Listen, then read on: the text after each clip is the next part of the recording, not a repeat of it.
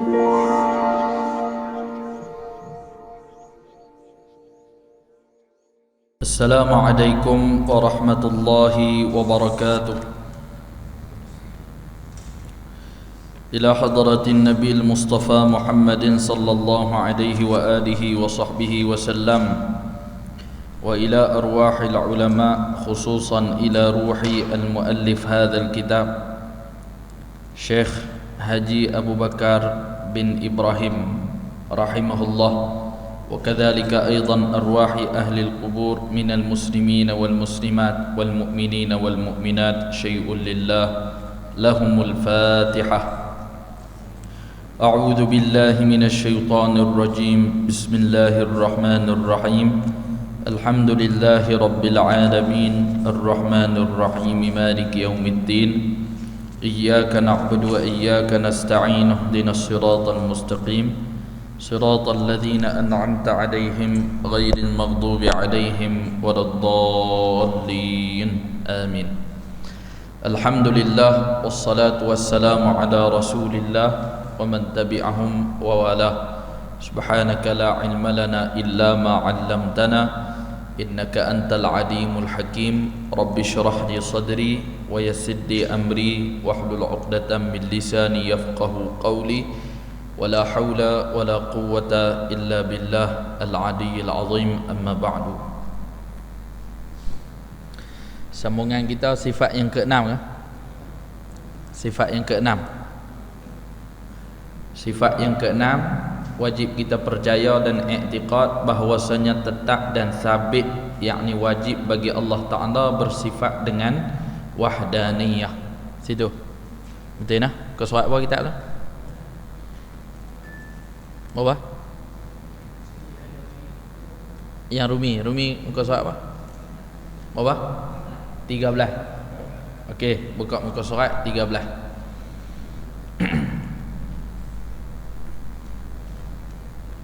Qala al-muallif rahimahullahu subhanahu wa ta'ala wa nafa'ana bi'ulumihi fid darain amin ya rabbal alamin. Berkata pengarang kita keenam daripada 13 sifat dalam kitab ni. Banyak kali dah saya sebut, kita duk biasa mengaji 20. Tapi pendapat yang masyhur dalam akidah Ahlus Sunnah wal Jamaah, sifat Allah Ta'ala yang disusun oleh ulama untuk kita pelajari, ada yang disebut dengan 20, ada yang disebut dengan 13. 20 ke 13 ke, dia serupa je, cuma beza cara kira. Beza cara kira. Baik. Bila sebut kata sifat yang keenam, maknanya 5 sifat dah kita mengaji. Kan? Ingat kita ingat dah. Yang pertama ialah sifat wujud, yang kedua ialah sifat qidam, yang ketiga ialah baqa, yang keempat ialah mukhalafatuhu ta'ala lil hawadith, dan yang kelima, yang terakhir sebelum kita nak sambung yang keenam ni, yang kelima ialah qiyamuhu ta'ala binafsihi. Ada 5. Dan 5 tu bukan sekat kita ingat, kita dah mengaji dan mendapat huraian daripada pengarang kita. Wujud artinya ada, maksudnya Allah Ta'ala tu ialah Tuhan yang jenis ada, bukan jenis tak ada. Walaupun mata kita tak nampak. Kalau Covid salah satu daripada makhluk Allah yang Allah Ta'ala cipta, yang kita tak nampak pun kita boleh percaya kata ada. Kan ada siapa di kalangan kita biasa tengok pun Covid, kan? Yang kita tak nampak tu pun kita boleh percaya kata ada. Apatah lagi Allah yang merupakan pencipta bagi Covid tu. Jadi setiap benda yang ada, tak semua kita boleh nampak. Ada benda hak ada kita boleh nampak, ada benda hak ada tapi kita tak boleh nampak. Termasuk line telefon. Kan? Line telefon tu antara benda hak ada tapi kita tak nampak. Kan? Tanya ada line tak? Ada tak ada? Try telefon tengok, suara sampai. Sampai di Mekah suara tu dekat. Nampak tak line telefon tu? Tak nampak pun. Tapi boleh tak kata tak ada? Tak boleh, pasal benda tu ada. Allah Ta'ala dia bukan makhluk, bukan benda yang dicipta, tapi dia adalah Khalik, pencipta, dan dia sifat dia adalah wujud, artinya ada, yakni dia jenis ada, cuma kita tak nampak dia aja, dan tak sampai masa lagi. Akhirat esok Allah Ta'ala akan izinkan kita untuk melihat dia. Lagu mana? Tak boleh nak cerita lagu mana, dah tak tengok lagi kan. Baik, yang kedua ialah qidam yang kita mengaji sebelum ni. Ni ulang balik pasal tahun lepas kita berhenti tu. Ni tahun baru ni kan. Baik, qidam, apa makna qidam? Qidam artinya sedia.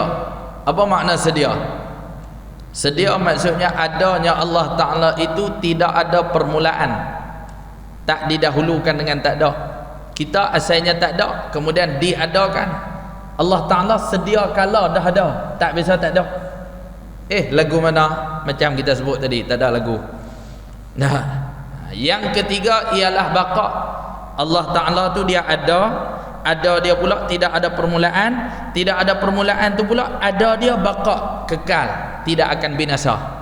Kekal, tidak akan binasa. Kita akan binasa. Kita akan mati, ditanam di kubur, habis daging kita akan dimakan cacing. Dah, tu kita. Semua benda yang disebut dengan makhluk dia terima binasa. Allah Ta'ala dia baqa. Wa yabqa wajhu rabbika dzul jalali wal ikram. Yang kekal hanya Allah Subhanahu wa Ta'ala sahaja yang bersifat dengan jalal dan juga ikram. Selesai. Allah tu ada pula tak ada permulaan, tak mula dengan tak ada pula kekal, tak binasa. Yang keempat, Allah itu mukhalafatuhu ta'ala lil hawadith. Maksudnya Allah Ta'ala dengan makhluk tak serupa dan tak sama langsung-langsung. Tak serupa dan tak sama langsung-langsung. Itu Allah. Tak sama dari segi zat, yakni diri Allah dengan diri makhluk tak serupa, diri Allah dengan diri kita tak serupa. Yang kedua, tak sama dari segi sifat. Sifat Allah dengan sifat makhluk tak serupa. Nah, dan juga yang ketiga, tak sama dari segi af'al, perbuatan, ciptaan Allah. Benda hak Allah Ta'ala cipta dengan hak kita nak cipta tak serupa. Allah Ta'ala tu sifat dia mukhalafatuhu ta'ala lil hawadith. Allah Ta'ala bersalahan. Apa makna bersalahan? Tak sama dan tak serupa dengan makhluk. Bukan berbeza nah. Bukan berbeza. Berbeza kita manusia, beruk binatang. Kita dengan beruk tu berbeza kan. Tapi walaupun berbeza, ada benda hak sama. Apa hak sama? Dia makhluk, kita apa makhluk. Allah bukan kata berbeza dengan kita, tak sama terus. Tak sama dan tak serupa. Itu maksud mukhalafah, bersalahan Allah Ta'ala dengan makhluk.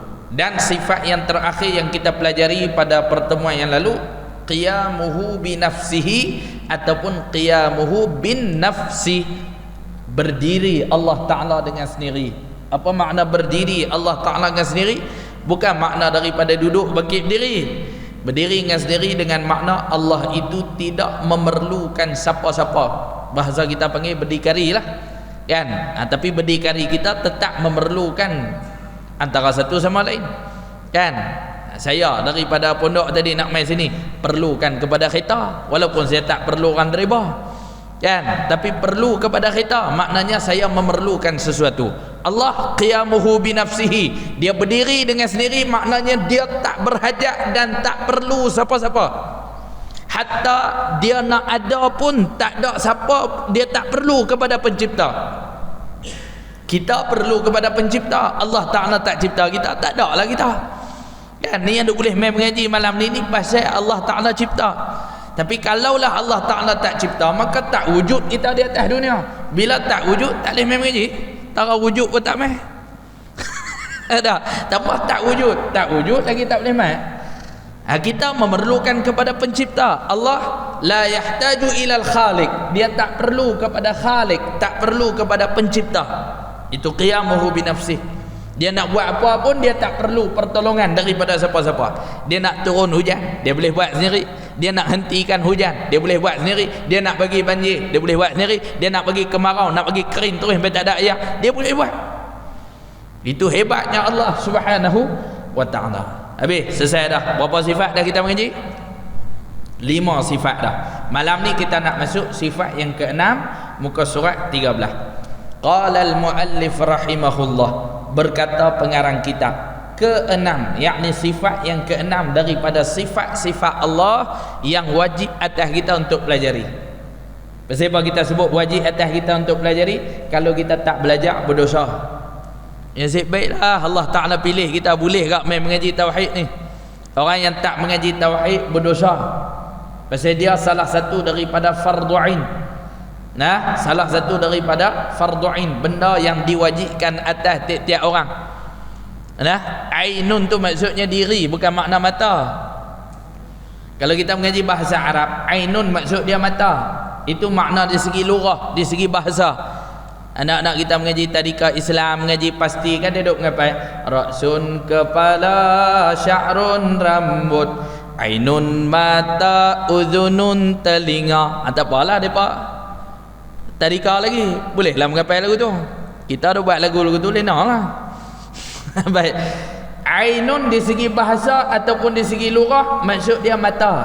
Tapi makna fardu ain di situ bukan makna wajib ke atas mata. Kalau wajib atas mata kan faham zahir lagu tu, mata kita lah tergedik-gedik main berjalan main mengaji. Kan? Tapi makna mata dia itu min itlaqil juz'i wa iradati kulli. Sebut sikit hakikatnya semua. Sebut mata je, hakikatnya keseluruhan diri.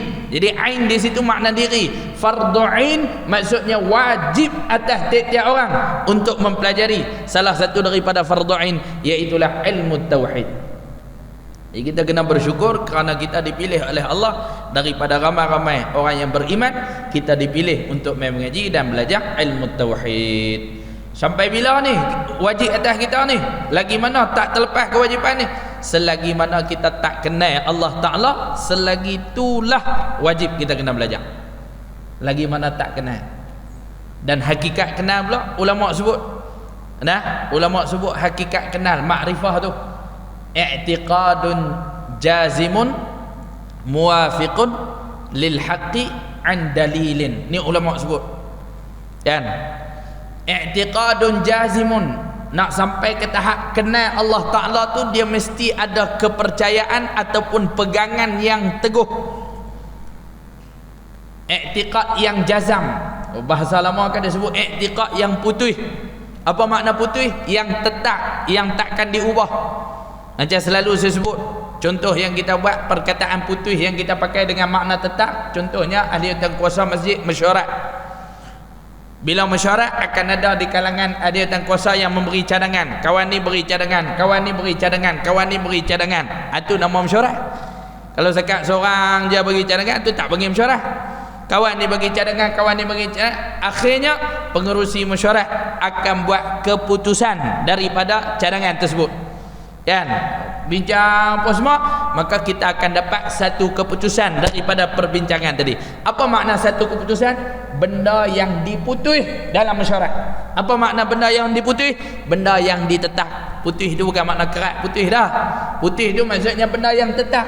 Lagu itulah dalam kitab lama disebut i'tiqad yang putih, maksudnya pegangan yang teguh, yang tetap, yang kita takkan ubah dah. Kepercayaan terhadap Allah di dalam diri kita, kepercayaan terhadap rukun iman dalam diri kita mestilah tetap teguh, takkan ubah dah. Cukup kan satu tu panggil kenal ke Allah Ta'ala? Kalau dah ada pegangan yang teguh terhadap Allah, belum lagi baru ada satu. Yang kedua dia kata muwafiqun lil haqqi, pegangan itu mesti berbetulan dengan yang sebenar. Pegangan kita terhadap Allah tu mesti sama dengan apa yang disebut dalam Quran dan hadis. Mesti pegangan kita tu tak bercanggah dengan apa yang ditetapkan dalam Quran. Pegangan kita kata Allah Ta'ala tu ada, dalam Quran pun kata ada. Pegangan kita kata Allah Ta'ala tu Tuhan, dalam Quran pun kata Allah Ta'ala tu Tuhan. Pegangan kita yang teguh tu kata Allah Ta'ala tu adalah Tuhan yang amat berkuasa, dalam Quran pun kata lagu tu. Itu dipanggil pegangan yang teguh, yang tetap, yang berbetulan dengan yang sebenar. Kalau dalam Quran cerita lagu lain, dia pegang lagu lain, itu pegangan yang sesat. Pegang cantik dah tapi sesat, tak serupa dengan hak Quran cerita. Quran cerita kata Allah Ta'ala tu Tuhan, dia pegang kata Allah Ta'ala tu bukan Tuhan. Quran kata Allah Ta'ala tu Allah sahaja Tuhan, lain pada dia bukan Tuhan. Mai pegangan dia kata Allah pun Tuhan, lain pada Allah pun ada Tuhan lagi. Itu dipanggil pegangan yang tak berbetulan dengan yang sebenar, pegangan yang dalalah, yang sesat. Itu baru betul sesat masuk neraka. Okey, pegangan yang tetap, yang berbetulan dengan yang sebenar. Yang terakhir, an dalilin, pegangan kita tu mesti ada dalil, mesti ada hujjah, mesti ada bukti. Kita pergi di belah Selama tu, naik kereta sampai di kawasan kampung, di kawasan Selama, tengok atas jalan datik lembu. Balik di Matan Jelutong. Balik di Matan Jelutong ni, habaq dia orang Matan Jelutong. Oh, aku pergi di satu kampung kat Selama tu, lembu banyak. Depa pun tanya, hang nampak ke lembu? Tak nampak . Lepas tu apa dalil, apa bukti hang kata ada lembu? Dak atas jalan tik lembu penuh dia tak? Tik lembu penuh tu maksudnya tik lembu banyak lah, bukan sampai penuh sampai tak boleh nak jalan. Tik lembu penuh tu maksudnya tik lembu banyak. Dia tak nampak pun lembu, tapi apakah hujah yang menguatkan kenyataan dia, statement dia kata lembu banyak tu? Tik lembu. Jadi dia berpegang kata Allah Ta'ala tu ada. Apa dalil yang mengatakan Allah Ta'ala tu ada? Dia takut tak ada dalil lain melainkan alam ni. Alam yang ku nampak ni lah, yang terbentang luas ni lah, inilah sebagai dalil dan bukti dan hujahku yang mengatakan Allah Ta'ala tu ada. Pasal apa alam ni menjadi dalil kata Allah Ta'ala ada? Sebab Allah Ta'ala tu pencipta. Alam ni benda yang dicipta. Alam ni takkan wujud melainkan kena ada pencipta. Ada pencipta baru boleh wujud. Tak ada siapa boleh cipta alam ni melainkan Tuhan. Tuhan hanya Allah, lain pada Allah bukan Tuhan. Kalau dia dah ada pegangan yang mantap, pegangan dia tu pula berbetulan dengan yang sebenar, tak bercanggah dengan Quran dan hadis, dan pegangan dia itu pula disertakan dengan dalil. Dalil pula ada dua, satu dalil nakli, dalil yang dinakal, yang diambil daripada Quran ataupun hadis. Satu lagi dalil nama dia dalil akli. Pilihlah hak mana pun, nak dalil Quran pun boleh, nak dalil akli dengan menggunakan akal. Apa bukti kata Allah Ta'ala ada alam ni? Itu dalil akal tu. Dia nak percaya Quran, dia tak pandai, tak erti nak cerita. Quran dia pandai baca tapi tak tahu ayat hak mana satu yang jadi dalil kata Allah Ta'ala tu ada. Akhirnya dia pakai akal. Dia kata Allah Ta'ala ada ni, dalil dia alam ni. Itu dalil akli. Ulama usuluddin ataupun ulama tauhid sebut cukup dah lagu tu. Dah ada pegangan dia pula berbetulan dengan sebenar, ada dalil dan hujah dia muafakat dengan Quran dan juga hadis, cukup dah dikira sampai ke tahap yang disebut dengan ma'rifatullah. Maksudnya sampai tahap terlepas daripada kewajipan belajar ilmu tauhid tu. Sekatlah tak sampai lagi tahun tu Ustaz? Tak sampai kena mengaji. Relai kitab ke tak relai kitab ke, kena mengaji sampai tahap tu. Secara asasnya macam tu. Kita pun kenal lagu tu, bini kita pun kenal lagu tu, anak kita yang dah balik pun semua kenal lagu tu. Lagi mana tak sampai tahap tu, hang ustaz ke tak ustaz ke, kewajipan belajar ilmu tauhid tak terlepas. Bila kewajipan tak terlepas, selagi itulah wajib kena belajar tauhid. Sembahyang maghrib tu kan wajib, tapi dah kita sembahyang tadi tak jadi wajib, dah lah terlepas dah kewajipan tu. Hak nak wajib pula apa? Isyak sekali pula.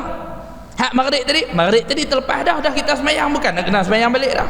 Lagu itulah wajib belajar ilmu tauhid. Lagi kita tak sampai tahap ma'rifatullah yang dihurai oleh para ulama tu, lagi tak sampai tahap tu, lagi tu wajib. Lagi duk wajib tu, lagi tu kita kena duk mengaji. Tu. Ustaz nak kena cepat sikit lah nak pergi sampai tahap tu. Nak kena cepat, nak bagi tumpuan. Main mengaji tak boleh lena, lepas tu tak boleh cuti. Sak mai sak dak, sak mai sak dak. Nak mai tu tengok dulu ada makanan ke tak kat luar. ada makanan aku tunggu, tak ada benda makan aku tak tunggu. Tak jadi lagu tu. Contoh tuan-tuan, tak ada makanan pun tuan tunggu, ni saja buat contoh. Baik. Yang keenam, wajib kita percaya dan i'tiqad bahwasanya tetap wajib kita kena percaya dan i'tiqad. I'tiqad tu maksudnya tambatan di hati kita benda hak kita percaya tu. Benda hak kita percaya tu kita tambat dan ikat elok-elok di hati. Itu dipanggil i'tiqad dalam bahasa Arab.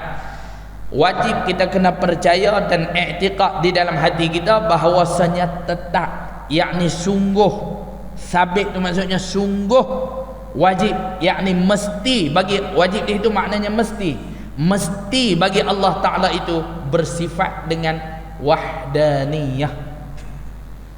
Allah Ta'ala tu mesti bersifat dengan wujud, Allah Ta'ala tu mesti bersifat dengan qidam, Allah Ta'ala mesti bersifat dengan baqa, mesti bersifat dengan mukhalafatuhu lil hawadis, mesti bersifat qiyamuhu bi nafsih. Dan Allah itu juga kalau dia Tuhan mesti bersifat dengan sifat wahdaniyah. Ustaz, kalau tak ada sifat ni dia bukan Tuhan. Tu tamat elok-elok di hati tu. Kalau tak ada sifat ni dia bukan Tuhan. Lepas tu kalau dia bukan Tuhan, hak lain lah Tuhan. Tapi kalau Allah itu Tuhan, akal kita menghukum kata Allah itu mesti bersifat wahdaniyah. Apa dia Ustaz? Wahdaniyah, pengarang kita sebut, arti wahdaniyah esa Allah Ta'ala. Apa makna esa Allah Ta'ala? Tidak berbilang-bilang. Tu Allah Ta'ala tu tak berbilang-bilang. Lagu mana tak berbilang-bilang? Dia sahaja Tuhan, lain pada dia bukan Tuhan. Tu tak berbilang-bilang. Kalau ada dua boleh bilang, 1, 2, itu sekurang-kurang bilangan, kan? Maknanya Allah tu dia sahaja Tuhan, lain pada dia bukan Tuhan. Itu maksud wahdaniyah. Dalam bahasa kita lama disebut esa. Ni dalam kitab ni tulis esa maksudnya tak berbilang-bilang dan tak boleh dibelah bahagi. Tak boleh dibelah bahagi. Wahdaniyah artinya esa Allah Ta'ala pada zatnya, yakni pada dirinya. Diri Allah itu tak boleh dibelah bahagi, dan diri dia tu tak banyak, dia sahaja Tuhan. Ataupun dalam bahasa mudah kita nak cakap, dia seorang je Tuhan. Dalam bahasa mudah, Allah tu bukan orang. Tapi dalam bahasa mudah kita nak cakap, dia seorang je Tuhan. Itu dalam bahasa mudah lah. Tapi seorang tu bukan makna dia orang. Seorang tu maksudnya dia sahaja Tuhan, lain pada dia bukan Tuhan. Lah zaman viral ni, saya kira daripada rakam viral pula kata ustaz tu kata Tuhan orang dia tak. Bukan orang, seorang tu maksudnya dia sahaja Tuhan. Tu. Baik. Dan pada segala sifatnya, yakni esa pada segala sifatnya, sifat dia pun tak berbilang-bilang. Apa makna sifat dia tak berbilang-bilang? Saya kira di bawah ide hurai. Sifat tak berbilang-bilang maksudnya sifat tu hanya ada kat Allah, dekat yang lain tak ada. Sifat ada kat Allah tu tak ada kat kita, tak ada kat siapa-siapa, hanya ada pada Allah. Itu maksud esa ataupun tak berbilang-bilang sifat yang ada pada Allah. Bukan makna sifat Allah ada satu dah, sifat Allah banyak. Tapi esa pada sifat dengan makna sifat Allah hanya ada pada Allah, tidak ada pada yang lain. Contohnya Allah itu berkuasa, kuasa tu hanya ada pada Allah, tak ada pada yang lain. Itu maksud tak berbilang-bilang. Kalau kata berbilang-bilang, Allah juga berkuasa, yang lain pun berkuasa seperti Allah. Allah boleh menurunkan hujan, hak lain pun boleh menurunkan hujan. Itu dipanggil dua sifat kuasa ataupun dua sifat kudrah. Itu mustahil. Akal kita hanya menghukum sifat yang ada pada Allah hanya ada pada Allah, tak ada pada yang lain. Walaupun kita sebut kita ada kederat tu diambil daripada bahasa Arab kudrah lah. Malam ni boleh main mengaji, data alhamdulillah duk ada kederat lagi. Orang kita duk sebut kan, kederat tu apa makna? Kederat tu maksudnya kemampuan ataupun kekuatan ataupun kuasa. Lagu tu sama dia, Allah Ta'ala ada kederat, ada kudrah, kita pun ada kederat ke? Tak sama, nama je kita sebut serupa, tapi Allah berkuasa, kuasa dia, kederat dia bukan serupa dengan kederat kita, kan? Tak je tengok sila lama hari dah lengah dah. Tu tara ada kederat tu. Bersila lama hari dia lutut dia jadi lain dah, betih dia jadi lain dah, sejuk sikit pun tak boleh, panas sikit pun tak boleh. Tutup ikon dia lorat panas, buka ikon dia lorat sejuk. Tu kederat tara kita lagu tu jelah. Kan? Allah Ta'ala dia amat berkuasa. Dan kuasa tu hanya ada pada Allah, tak ada pada yang lain. Tu esa pada zat, yakni pada diri Allah, diri dia tak berbilang-bilang. Dan esa pada sifat, sifat Allah tak berbilang-bilang, hanya ada pada Allah, tak ada pada yang lain. Yang ketiga, dan pada segala perbuatannya, yakni esa pada af'an, perbuatan Allah hanya Allah Ta'ala buat, beda dia aja, tak bersyarikat dan tak berkongsi perbuatan dengan siapa-siapa pun, kan? masjid ni, dia nak jadi sebuah ni, walaupun kita sebut satu kontraktor, tapi kan dia boleh buat seorang. Dia nak ikat betah, kan dia lah, dah dia bos, tentu orang lain nak ikat betah kan. Tu okey, bahagian ikat betah dia sat dekat kawan ni, dia bagi kat kawan ni buat. Lepas tu bahagian cermin, pintu cermin, tingkat cermin apa semua ni, ni bagi kat orang lain pula. Ni kapek bagi kat orang lain pula. Bumbung bagi kat orang lain. Ni mikrofon dengan sound system, PA system apa semua, hak tu bagi orang lain pula. Wiring bagi kat orang lain. Aircon bagi kat orang lain. Maknanya berkongsi perbuatan antara satu sama lain untuk menghasilkan sebuah masjid. Allah Ta'ala dah esa pada af'al, pada perbuatan. Dia buat apa benda pun dia tak berkongsi perbuatan dengan siapa-siapa. Dia tak berkongsi dengan siapa-siapa. Kalau kita sebut kata dia berkongsi dengan siapa-siapa, maknanya syirik kan. Kita maknanya ada yang lain berkuasa seperti Allah, wala'iyyazubillah. Tadi kita wirid tadi, pas habis salam kita baca apa? Astaghfirullah, wahai Allah, ampunlah dosa aku. Pakat-pakat kita baca istighfar. Habis dah tu kita baca apa? La ilaha illallah wahdahu la syarikalah. Tu kita ada ucap tu, pengakuan kita, ucapan tauhid kita tu, la ilaha illallah, tak ada dah Tuhan melainkan hak betul-betul Tuhan hanya Allah. La ilaha illallahu wahdah, Allah tu pula wahdah, dia sahaja Tuhan. Esa wahdah tu, wahdah dia sahaja Tuhan. La syarikalah, kita sebut tak ada yang syirik ataupun yang serupa, yang bersekutu dengan Allah. Maksudnya tak ada Tuhan lain yang berganding dengan Allah Subhanahu wa taala. Dia sahaja Tuhan, dia sahaja yang boleh menentukan segala-galanya. Lain pada dia bukan Tuhan. Itu ucapan dalam wirid. Kita ada baca biasa lagu tu lah. Habis kat berasa cemuh sikit, itu imam wirid panjang kan, berasa cemuh dah. Padahal benda yang kita ucapkan tu ada kaitan dengan benda yang kita belajar dan ada kaitan dengan benda yang kita duk pegang. Allahu Rabbi. Baik, Allah Ta'ala tu esa pada zat diri dia, esa pada sifat dia, dan esa pada segala perbuatan. Pegang kita nak hurai satu-satu. Esa pada zat lagu mana, pada sifat lagu mana, pada perbuatan lagu mana. Tengok huraian daripada pegang kita. Maka esa Allah Ta'ala pada zatnya, yakni pada dirinya itu ada mempunyai dua makna.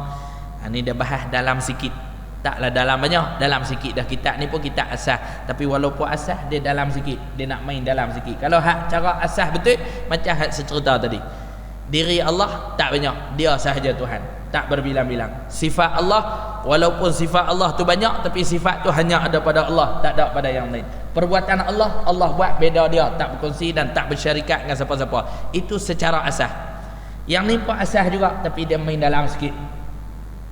Nah, dia akan bawa keluar istilah-istilah yang orang habis mengaji tauhid barangkali dia biasa dengar. Nah, okey, kita baca. Maka esa ataupun tidak berbilang-bilang Allah Ta'ala pada zat ataupun pada diri itu ada mempunyai dua makna. Lagu mana dua makna? Pertama, yakni yang pertama daripada dua tu, bahawasanya zatnya, yakni dirinya, diri Allah tidak berkapuh. Bahasa apa? Bahasa baling tu, tak berkapuh. Kalau kita panggil apa? Tak berkembang. Sama. Tak bercantum. Tu. Tak berkapuh maksudnya tak bercantum. Ni kapuh lah ni, kapuh dua orang kata. Jadi diri Allah tu tak bercantum. Macam kita ni. Kita ni hasil daripada cantuman beberapa bahagian, maka jadilah kita. Bahagian kaki, bahagian perut, bahagian tangan, bahagian kepala. Kan, kita mempunyai beberapa bahagian hasil daripada cantuman, ataupun bahasa kita tadi kapuhan. Betul tak tu istilah tu? Kapuhan beberapa bahagian, maka jadilah kita. Allah dia tak ada bahagian lagu tu. Diri dia tak mempunyai bahagian. Sebab tu kalau kita guru kita akan sebut esa pada zat Allah tak boleh berbilang-bilang. Satu makna. Makna yang kedua, zat Allah tidak boleh dibelah bahagi. Kita sebab ada bahagian boleh belah bagi, cuma tak ada siapa lah nak bahagi kita. Cuma dulu ada siapa tu, Kes itu dekat 18 tu dah. Tu bahagian tu. Sama kita pergi beli ayam pun, kan? Potong siap boleh. Tanya nak potong berapa? Potong 4 boleh dia tak? Kan? Nak potong 16 boleh, nak potong 18 boleh, potong 20 pun boleh. Pasal apa boleh potong? Sebab ada bahagian. Kan? Nak potong kaki saja. Boleh? Sebab ada bahagian kaki. Nak paha saja. Boleh? Ada bahagian paha, ada bahagian sayap, ada bahagian kepala, ada bahagian tengkuk. Allah tak boleh dibelah bahagi. Lepas tu lagu mana? Banyak kali dah ulang tak ada lagu. Pegang tu sudah. Nak fikir lebih pada tu, otak kita tak mampu. Penimbang tak? Penimbang ni dia ada dia punya had dia. Kan? Kalau penimbang mah Allah, dia boleh timbang berapa ni sangat je. Mah pun duk main 1 gram, 2 gram, dah 1 gram pun dah 200 lebih. Takkan dia nak buat penimbang tu sampai boleh timbang sampai 100 kilo kan? Tentu dia punya gram, dia punya kilo dia tu sikit je, terhad. Tak boleh benda berat-berat, tak boleh. Dan penimbang ada sekat 5 kilo, ada sekat 10 kilo. Lepas tu kalau kita buat main barang hak lebih dari 10 kilo, mana boleh? Penimbang 10 kilo, dia buat main sawit 1 tan nak timbang, mana boleh? Kan dia punya kemampuan dia sekat 10 kilo je. Kalau nak sawit tapi hak yang boleh timbang kali dengan lori tu bertantan, dia boleh. Dia ada dia punya kemampuan dia. Otak kita dan akal kita Allah Ta'ala cipta, dia ada dia punya kemampuan untuk fikir. Kita boleh fikir kata Allah Ta'ala tu Tuhan, dan Tuhan tu tak boleh dibelah bahagi dan tak boleh berbilang. Nak faham lebih pada tu, tersudut gagah pi gila isim lah lepas ni. Mai lepas ni duk jumpa duk jalan keluar tu tak pakai baju, tak pakai sudah tanya siapa? Pasal pergi mengaji dengan Ustaz Syafiq, dia kata haji noh aku nak jawab. Kan? Tersudut fikir jauh-jauh. Cukup kita pegang Allah itu Tuhan yang esa. Esa tu tak berbilang-bilang dan tak boleh dibelah bahagi. Cuma pegang kita nak hurai hak kata tak boleh dibelah bahagi. Pasal apa tak boleh dibelah bahagi? Sebab diri Allah itu tidak berkapuh. Dia tak ada benda yang mencantumkan untuk nak jadi zat Allah, tak ada. Atau tidak bersusun daripada 2 juzuk ataupun lebih. Juzuk tu maksudnya bahagian. Sama macam tadi lah, dia nak hurai makna berkapuh tadi, ataupun mempunyai 2 bahagian ataupun lebih daripada 2 bahagian. 2 bahagian ni maksudnya bahagian kiri, bahagian kanan. Tak ada. Zat Allah ataupun diri Allah bukan lagu tu. Dia tak mempunyai bahagian macam yang kita duk bayangkan. Inilah dikatakan tidak ada kam muttasil pada zatnya. Ini saya sebut tadi. Dia keluar sikit istilah yang kalau pada asas kalau nak ikut tak mengaji, tak sebut lagi istilah ni, tapi saja dia sebut nak bagi kita fikir sikit. Kan? Dia biasa mengaji tajwid. Dalam hukum tajwid ada apa? Mat wajib muttasil. Kan? Mat wajib muttasil. Muttasil tu maksud dia apa? Berhubung. Jadi dia kata di sini Allah Ta'ala itu tidak ada kam muttasil. Apa makna kam muttasil?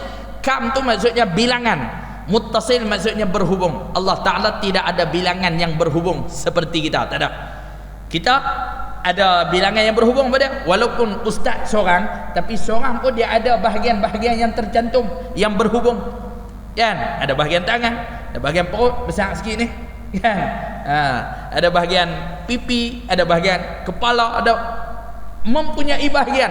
Allah Ta'ala tu dia tidak kam muttasil, tidak ada bilangan yang berhubung. Maksudnya tak boleh dibelah bahagi. Macam buah tepikai sebiji, kita boleh nak belah berapa, nak belah 4, nak belah, sebab dia adalah bilangan yang bercantum walaupun nampak sebiji. Kita pun walaupun nampak seorang, tapi kita adalah kam muttasil, kita mempunyai bilangan yang berhubung. Allah bukan Tuhan yang jenis ada bilangan yang berhubung. Itu maksud kam muttasil. Jadi kam muttasil tu akal kita menghukum mustahil atas Allah Ta'ala. Pasal apa kita kata mustahil? Kalaulah Allah ada bilangan yang berhubung, maknanya Allah serupa kita. Kalau serupa kita, tak ada lah sifat mukhalafatuhu ta'ala lil hawadis. Bila tak ada sifat mukhalafatuhu ta'ala lil hawadis, nak tak tang mana ayat dalam surah Al-Ikhlas yang Allah Ta'ala sebut walam yakul lahu kufuwan ahad. Walam yakul lahu, tak ada baginya, bagi Allah Subhanahu wa ta'ala kufuwan, benda yang sekupu dengan kita. Tak ada benda pun yang sekupu Allah Ta'ala dengan kita. Tak ada benda pun hak serupa, hak sama Allah Ta'ala dengan kita. Ahad, dia esa, dia sahaja hak lagu tu, tak ada siapa hak lagu ataupun serupa Allah Ta'ala. Tu mengaji tauhid dia lagu tu lah. Kan? Dia kena duk fikir, otak sentiasa kena duk jalan. Tak faham pun kena tauhid. Tauhid kan kena duk tauhid gi juga. Tauhid mengaji juga, tauhid fikir juga. Lagi tak faham, lagi tu kena mengaji. Lagi tak faham, lagi tu kena mengaji. Sampai bila? Sampai faham. Kan? Baik. Dan bila dah faham esok ni, dia ada satu zauq. Zauq tu maksudnya lazat dalam mengaji. Sebab tu sebab kalau kita perasan, kalau kita rajin mengaji lah, pergi mengaji dengan tok guru besar sikit, kita akan perasan tengok ada ustaz pergi mengaji, ada tok guru guru saya tuan-tuan. Guru saya Tuan Guru Haji Abdul Rahim bin Ja'far hafizahullah. Dulu ni dia puluhan tahun mengaji sampai boleh mengajar di pondok yang saya mengaji tu di Parit Panjang. Akhirnya dalam saya duduk lebih kurang 4 tahun di pondok, ada orang bagi tanah kat dia dan depa buka pondok, minta dia untuk jadi kepala dan jadi tok guru di situ dan mengajar di situ. Jadi dia boleh dikatakan pengasas sebuah pondok di Bukit Hijau. Tuan Guru Haji Abdul Rahim bin Ja'far. Waktu saya mengaji dulu tuan-tuan, dia tok guru dah. Anak murid ni rata tempat. Rata tempat anak murid dia. Termasuk Al-Fadhil Ustaz Muttalib Ma'ruf tu anak murid dia. Termasuk anak murid dia kira masyhur. Dia tak minat jenis masyhur dan dia pun mengajar masjid yang kecil-kecil dia tak minat nak masyhur macam orang lain. Dan dia banyak habiskan masa di pondok dengan para pelajar ni main mengaji. Dan bila para pelajar tu reti dan alim sikit, para pelajar tu akan sebarkan ilmu hak dapat daripada dia. Itu perangai tok guru macam tu. Tapi walaupun dia boleh mengajak sampai orang boleh mengajak orang lain pula, setiap hari Jumaat dia akan pergi mengaji dengan almarhum Tuan Guru Haji Saleh bin Musa. Ni tok guru tadi ni pergi di majlis tok guru untuk mengaji dengan tok guru dengan kitab hak yang dia alim dah. Pergi mengaji kitab yang dia alim dah. Dah lah kitab tu dia alim dah, bawa kitab lah. Yang kita alim tak mana, sampai tak bawa kitab ni, sampai orang nak kena sedia kitab kat kita. Ni nak kena edak seorang-seorang kita, kalau tak edak pakai tak ada kitab kat kita. Tak mana sangat kita. Dia tok guru mengaji kitab yang dia alim dah, duk boleh mengajak pro-pro kitab dia yang dia alim dah. Pergi mengaji, dia bawa kitab, menadah kitab mengaji depan tok guru. Mengaji apa? Mengaji tauhid. Dengan almarhum Tuan Guru Haji Saleh bin Musa. Yang saya tahu tu bila saya pergi mengaji, tengok dia ada. Tiap-tiap kali minggu dia ada. Hari saya tak pergi pun dia pergi, hari saya pergi pun dia pergi. Maknanya dia lebih rajin daripada saya ni. Allahu Rabbi. Pasal apa yang boleh jadi lagu tu? Sebab dia ada satu zauq, satu kelazatan. Bila duk dengar orang duk bahas ni, orang duk kupas ni, dia jadi sedap. Bila ada sedap, hantu sudah kata apa? Hujan ke tak hujan ke? Pergi. Allahu Rabbi. Dalam satu ungkapan bahasa Arab, man lam yazuq lam ya'rif. Betul tak? Man lam yazuq lam ya'rif, ataupun ada orang sebut lam yadri. Siapa yang tak ada rasa, dia tak tahu. Kan? Dia tak ada dia punya rasa sedap tu. Kita pergi, kalau kau dekat ni kan Gulai apa? Gulai Semilang mana? Dekat ni masyhur Gulai Semilang dah. Sebut pilah kau malam ni depa nak ajak pergi makan. Sebut pilah nyak kalimai apa tak ajak ni. Gulai apa? Abang Jo dah. Gulai ada malam ni. Gulai Semilang. Kan? Pi bersembang dengan orang tak bisa makan, dia buat relax. Pasal apa? Pasal dia tak bisa rasa. Tapi kita hak bisa rasa ni, kita boleh cerita lagu mana dia punya sedap dia, dan kita nak bagi dia rasa, melainkan kita panggil suruh makan dengan kita agak. Kan? Man lam yazuq lam yadri, ataupun man lam yazuq lam ya'rif. Siapa yang tak ada zauq, tak ada rasa, dia tak tahu. Semualah mengaji ni pun, sementara nak sampai tahap zauq, sementara nak sampai tahap rasa sedap tu, sementara nak sampai itu kena sabar. Sabar mengaji puluh, bukan sabar tu tak mengaji. Dia dah tak rasa sedap, tak apa, aku sabar tunggu sedap esok baru aku pergi mengaji. Sampai aku mati ya. Jadi nak main rasa sedap tu duk kena pi mengaji sampai satu masa ada rasa sedap. Bila sampai rasa sedap tu tak apa dah. Orang tak kena buat iklan kat dia, orang tak kena habaq kat dia. Dia tanya kita pula, malam ni ada kuliah tu. Pasal apa yang dia tanya tu? Sebab dalam diri dah ada zauq, dan dia main pun tentu dia akan pi di rak kitab dia tu, rak buku dia tu, malam ni ustaz ni baca kitab apa, dia boleh ambil dan dia tahu ustaz nak baca kitab apa, dia boleh ambil dan dia boleh mai, dia boleh buka kitab mengaji depan tu guru ataupun mengaji depan guru. Kita yang tak ada zuk ni duk kena sabar. Dalam duk sabar, orang lihat susun kuliah pun kena sabar juga. Cari jalan lagu mana nak bagi orang mai tu nak bagi faham pula photostat kitab lagi. Lepas photostat dia tak pi ambil di rak tu, orang kena ambil pi bagi di tangan pula. Boy punya sakannya kita ni. Kok lah dah orang dah tolong photostat dah, bangkit sat pi buka tu kan pi ambil. Ustaz malam ni baca kitab apa? Pakai ambil dak duk tanduk. Kalau orang tak bagi tak ada, bagi ada, tak bagi tak ada. Punyalah, tak usah kata apa. Tuan-tuan yang dirahmati oleh Allah Subhanahu wa taala, saja saya nak sebut ni, nak bagi tuan-tuan ada dalam diri ni, pasal apa orang hak rajin pergi mengaji ni tak kena suruh. Yang aku duduk ni sampai cemuih ustaz tak berhenti cemuih ni duk main dah. Saya sebut ni nak bagi tuan-tuan sabar mengaji, teruskan mengaji dan teruskan mengaji, duduk depan guru mengaji sampai satu masa kalau tuan-tuan ada kesungguhan, Allah Ta'ala bagi satu zauq, satu rasa kelazatan duduk dalam majlis ilmu. Bila rasa lazat tu, orang akan gelak satu istilah kat tuan-tuan, depa kata Pak Long tu gila mengaji. Tak apa depa sebut gila mengaji pun, jangan duk sebut gila betina sudah. Dah. Allahu Rabbi. Jadi bila kita mengaji kita akan jumpa lah istilah-istilah yang ada ketika kita mudah nak faham, ada ketika kita payah nak faham.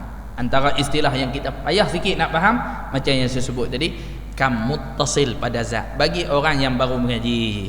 Ada pun macam tuan-tuan hak lama dah duduk mengaji, bagi saya tuan-tuan mungkin dengar biasa aja istilah kam muttasil ni. Maksudnya Allah Ta'ala itu dia tidak ada bilangan yang berhubung ataupun bercantum, ataupun bahasa pengarang kitab tadi yang berkapuh. Sama makna tu, bercantum kah, berkapuh kah, ataupun berhubung. Seterusnya makna yang kedua, jam tu betul ke tu? Betul nah? Baru ni saya baru balik umrah baru ni. Lepas balik tu pi satu surau kuliah dia pegang kata jam tu betul. Duk pompang awak jam tu lambat tak apa, duk pompang tanya isyak masuk depa atas setengah jam dah Zaum masuk lah, rupanya jam tak berjalan. Yang kita ni duk kata awak lah jam tu lambat sangat. Ni betul jam tu dah? Betul tak apa, just sikit lagi. Ingat tanya jam nak berhenti sikit.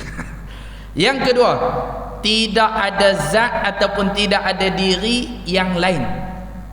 Kalau tadi tidak ada bahagian yang bercantum, kita ni satu je tapi ada bahagian yang bercantum. Allah tu tidak ada bahagian yang bercantum, dia esa satu, tidak ada bahagian yang bercantum. Itu makna yang pertama. Makna yang kedua, Allah Ta'ala itu tidak ada zat ataupun tidak ada diri yang lain yang menyamai dengan zatnya. Maksudnya tak ada Tuhan lain hak serupa dengan dia, tak ada Tuhan lain yang serupa macam dia. Kalau kita kata Allah Ta'ala tu Tuhan yang amat berkuasa, ada kata Tuhan lain pun amat berkuasa. Tak.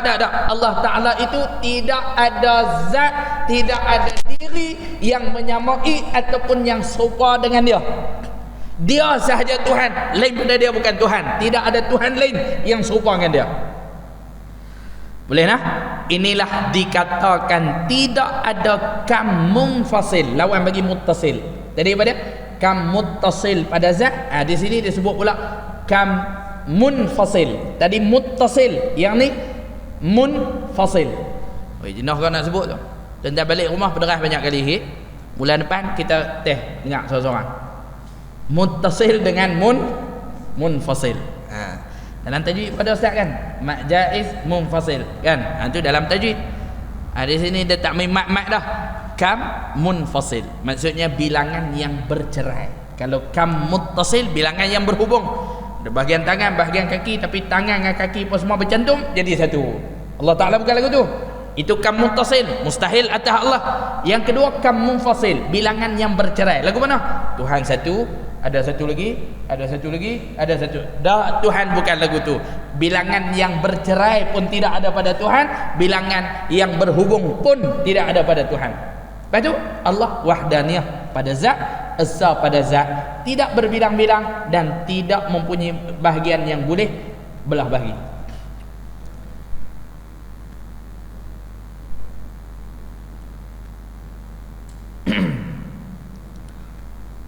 Dan esa Allah Ta'ala pada segala sifat.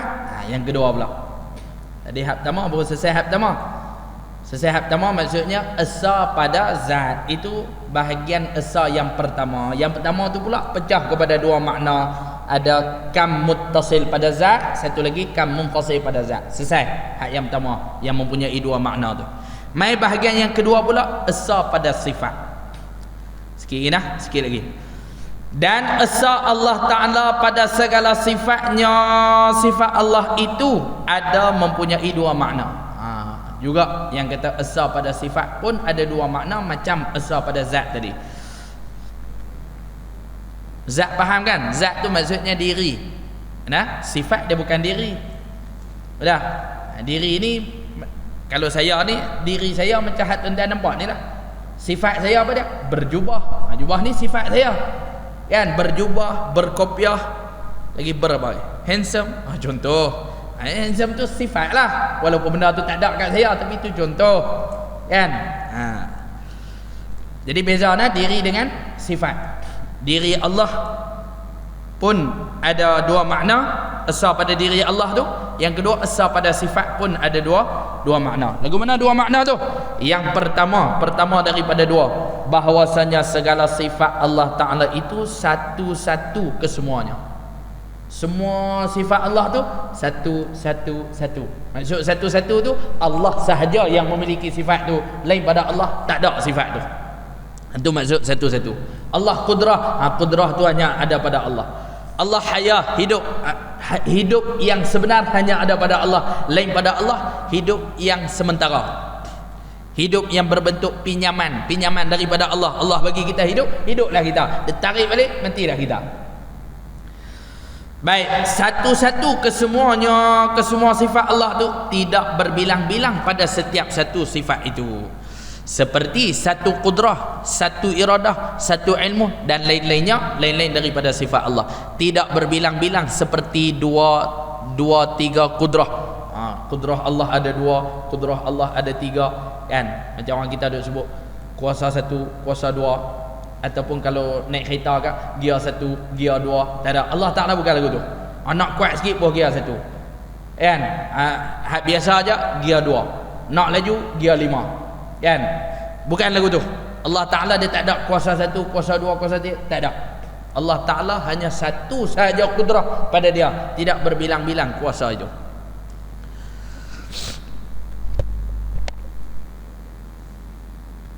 Seperti dua tiga kudrah ataupun dua tiga iradah dan lain-lainnya. Inilah dikatakan tidak ada kam muttasil. Sekali lagi dia ulang. Inilah dikatakan tidak ada kam muttasil pada segala sifat. Tadi kam muttasil pada zat, di sini kam muttasil pada segala sifat. Tidak ada bilangan yang berhubung pada sifat-sifat Allah. Kuasa satu, kuasa dua, kuasa tiga, tak ada pada Allah Ta'ala. Nah, kuasa hanya ada satu kuasa saja pada Allah, yang kuasa itu boleh buat apa benda Allah Ta'ala nak buat. Yang kedua, makna yang kedua, tidak ada sifat yang lain yang menyerupai sifat-sifat Allah Ta'ala. Lebih-lebih lagilah pada pihak boleh mengadakan sesuatu ataupun meniadakan sesuatu. Bahkan kudrah iradah Allah Ta'ala sahajalah yang mengadakan dan meniadakan akan sesuatu. Inilah dikatakan tidak ada kam munfasil pada sifat-sifat Allah. Kam munfasil maksudnya bilangan yang bercerai. Allah pun ada kudrah, Tuhan lain pun ada kudrah. Allah pun ada iradah, hak lain pun ada. Tak ada, bukan lagi. Itu dipanggil bilangan yang bercerai pada sifat. Mustahil atas Allah Ta'ala. Dan esa Allah Ta'ala pada segala perbuatan itu, iaitu tidak ada orang lain ataupun benda lain yang menolong Allah Ta'ala pada mengadakan ataupun meniadakan akan sesuatu. Ada orang banjir rumah dia, kan? Bila banjir, lantai rumah dia tu rendah sikit daripada tanah, kan? Tanah di luar rumah dia tu tinggi sikit daripada lantai rumah dia. Mana tahu waktu buat rumah tu tak planning ke apa kan, lantai dia jadi rendah sikit. Bila main banjir kan, tempat rendah tu ayak duk tanggung, Bila kita nak meniadakan ataupun nak menghilangkan air tu, kita perlu kepada bantuan. Paling kurang perlu kepada benda untuk nak cedok, nak menimba air tu untuk keluar. Lepas habis air tu pula perlu kepada bantuan mak, nak mak balik nak bagi kering tu. Lepas daripada mak pasang kipas pula nak bagi dia betul-betul kering. Maknanya kita perlu kepada benda lain untuk bantu kita. Allah Ta'ala dia nak buat benda pun tak ada benda hak bantu dia. Allah Ta'ala nak menghilangkan benda dia dah buat, tak ada benda yang dia perlu untuk membantu dia. Adapun Allah Ta'ala cipta kita, Allah Ta'ala bagi nyawa kat kita, lepas tu Allah Ta'ala nak tarik balik nyawa kita, Allah Ta'ala arahkan malaikat Israel. Allah Ta'ala arahkan malaikat Israel tu bukan makna malaikat Israel tolong Allah dah.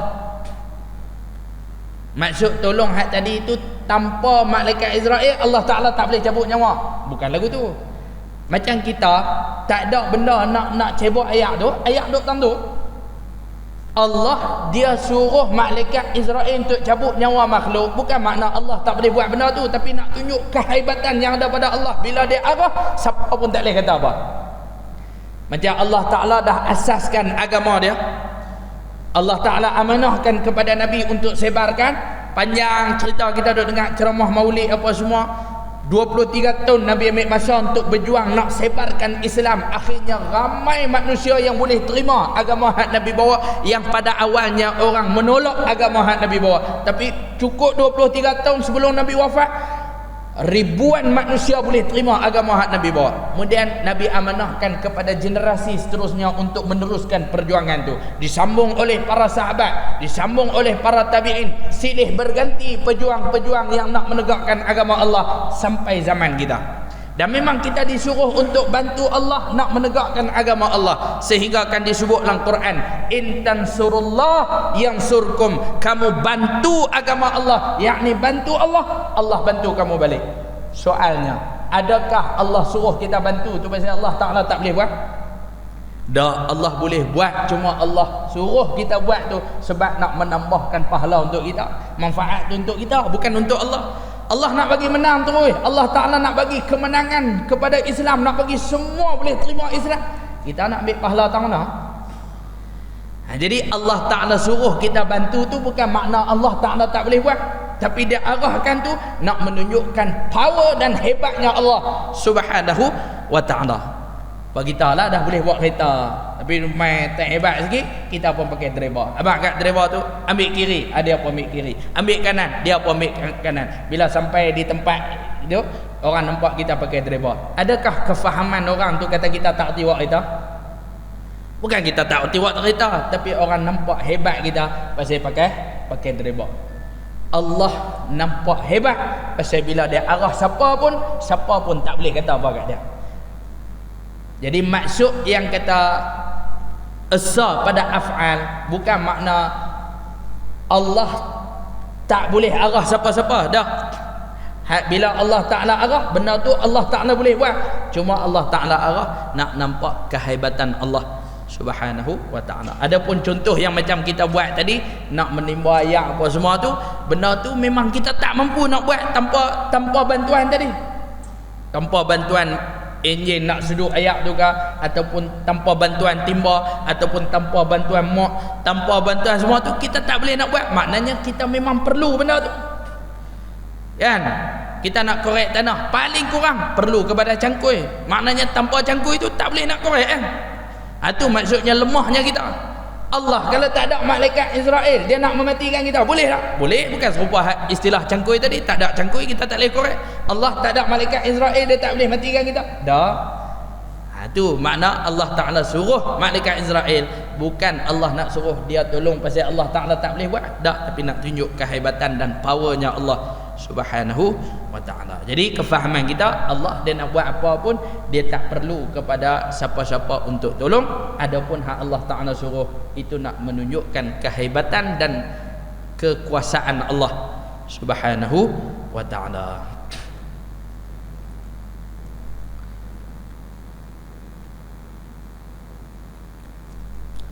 Tidak ada orang lain ataupun benda lain yang menolong Allah Ta'ala pada mengadakan ataupun meniadakan sesuatu. Bahkan perbuatan Allah Subhanahu Wa Ta'ala sahajalah yang mengadakan ataupun meniadakan akan sesuatu. Inilah dikatakan tidak ada kam muttasil pada segala perbuatan. Tidak ada bilangan yang berhubung pada perbuatan ataupun af'al Allah. Maka makna asa Allah Ta'ala itu ternafi 5 kam. 5 kam apa? Kam muttasil pada zat, kam munfasil pada zat, kam muttasil pada sifat, kam munfasil pada sifat, kam muttasil pada af'al. 5 kam. Nah, yang tu kita tak ingat pun tak ada masalah, hanya nak menambah ilmu kepada kita bagi mengkuatkan kepercayaan dan keyakinan kita terhadap Allah. Adapun hak betul kita kena yakinnya, hak wajib kita kena yakin Allah itu wahdaniyah. Dia esa pada diri dia, esa pada sifat, esa pada af'al, titik sekat tu. Nah, inilah dan